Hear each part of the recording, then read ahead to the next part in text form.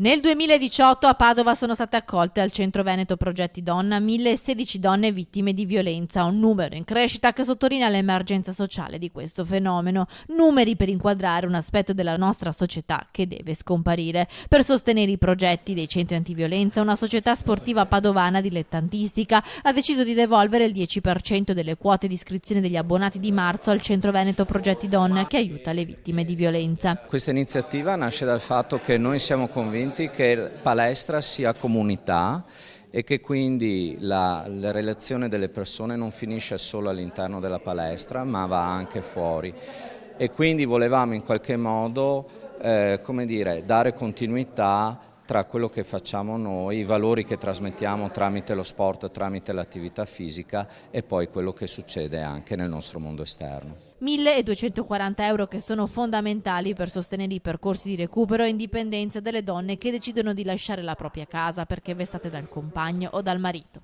Ogni anno abbiamo un aumento del 15-20% e vuol dire che sempre più donne conoscono il centro e sempre più donne soprattutto decidono di uscire dalla violenza. Questo è un dato assolutamente fondamentale. Però ecco, il rovescio dobbiamo dire che è un dato che ci impegna, ci preoccupa dal punto di vista proprio della sostenibilità. Per noi è un segno importante. E per noi i fondi e gli aiuti che arrivano anche dalla società civile cosiddetta sono fondamentali, è un sostegno di cui abbiamo assoluto bisogno.